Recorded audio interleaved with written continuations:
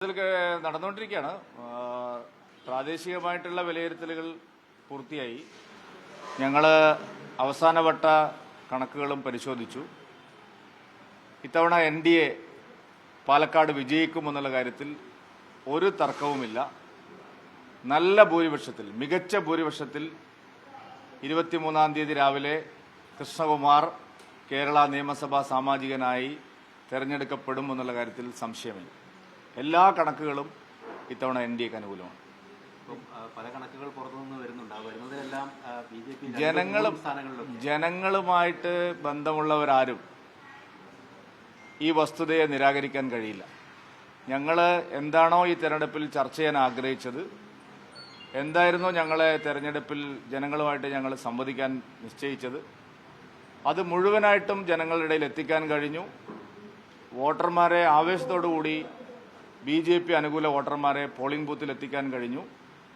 UDFനും LDFനും അവരെ പിന്തുണയ്ക്കുന്ന വലിയൊരു വിഭാഗത്തെ പോളിംഗ് ബൂത്തിലേക്ക് ആകർഷിക്കാൻ കഴിഞ്ഞില്ല എന്നുള്ളതാണ് മൊത്തത്തിലുള്ള പോളിംഗ് പെർസെൻറ്റേജിന്റെ കുറവ് കാണിക്കുന്നത്.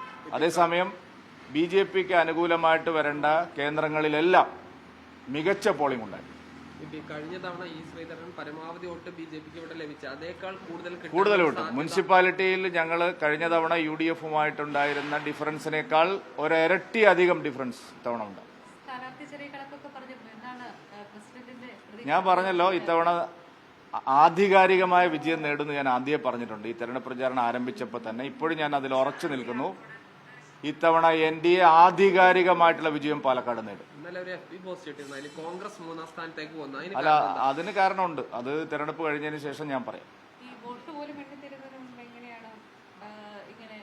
അത് ജനങ്ങളുടെ പൾസ് അറിയാലോ. ഞങ്ങൾ ബൂത്തിലൊക്കെ പോയിട്ടുണ്ടല്ലോ.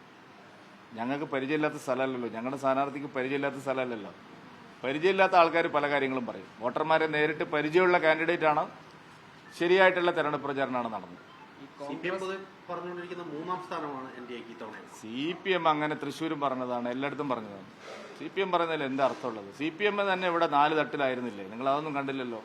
ബാലൻ ഒന്ന് പറയും, കൃഷ്ണദാസ് വേറൊന്ന് പറയും, ജില്ലാ സെക്രട്ടറി വേറൊന്ന് പറയും, രാജേഷ് വേറൊന്ന് ചെയ്യും. ഇങ്ങനെ ഒരു അലമ്പ് പാർട്ടി ഞാൻ CPMന് ഇന്നേ വരെ കണ്ടിട്ടില്ല. പാലക്കാട് തെരഞ്ഞെടുപ്പിൽ ഒരാൾ പൊളിക്കാൻ കിടക്കുമ്പോൾ ഒരാൾ നേരെയാക്കാൻ പോകും. MP രാജേഷ് ഒന്ന് പറയും, അതിനെ പൊളിക്കാൻ ബാലൻ വേറൊന്ന് പറയും. പിറ്റേ ദിവസം ജില്ലാ സെക്രട്ടറി ഒന്ന് പറയും, കൃഷ്ണദാസ് അപ്പോഴേക്ക് എവിടെന്നെങ്കിലും ഒന്ന് വന്ന് വേറൊന്ന് പറയും.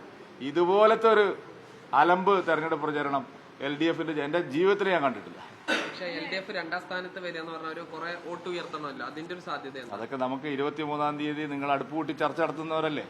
നമുക്ക് അടുപ്പ് കൂട്ടാം 23-ാം തീയതി. അല്ല, ഞാൻ എന്റെ ഫേസ്ബുക്ക് പോസ്റ്റിൽ ഞാൻ പറഞ്ഞ കാര്യം അത് അതേപടി 23-ാം തീയതി വരെ നിങ്ങൾ അത് കഴിഞ്ഞിട്ട് നമുക്ക് ചർച്ച ചെയ്യാം. നിങ്ങൾക്ക് ഇപ്പൊ എന്താ UDFനെ ജയിപ്പിച്ച് നിങ്ങൾ അതിനുവേണ്ടി കുറെ ശ്രമം നടത്തി. നിങ്ങൾക്ക് എന്തോ വിഷമമുള്ളത് പോലെ. UDF ജയിക്കാൻ പോണില്ല.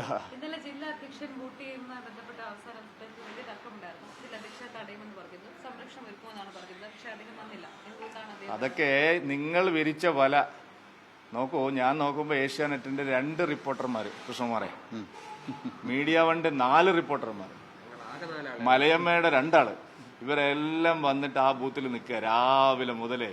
UDF വോട്ടർ ഇതിങ്ങനെ ഹരിദാസ് വോട്ട് ചെയ്താൽ വൈകുന്നേരം 6 മണി വരെ ആഘോഷിക്കാന്ന് വിചാരിക്കും. അതൊക്കെ മനസ്സിലാക്കാനുള്ള ബുദ്ധി ഒറ്റ കാര്യം കൂടി. സജി ചെറിയാന്റെ ഭരണഘടനാ പ്രസംഗവുമായി ബന്ധപ്പെട്ടുകൊണ്ട് ഇപ്പം തിരിച്ചടി വന്നു. ഹൈക്കോടതി DGPയോട് അന്വേഷിക്കണം. അതെ, സജി ചെറിയ അന്നേ ഞങ്ങൾ പറഞ്ഞല്ലോ, അദ്ദേഹം രാജിവെച്ച് അദ്ദേഹത്തിന് ഇപ്പോഴും അധികാരത്തിൽ തുടരാനുള്ള ധാർമ്മികമായിട്ടുള്ള അവകാശമില്ല. ഭരണഘടനയെ എതിരായിട്ട് സംസാരിച്ചതിന്റെ പേരിൽ സജി ചെറിയാൻ രാജിവെക്കണം. ഇപ്പൊ കോടതി വിധി തിരിച്ചടിയാണ്.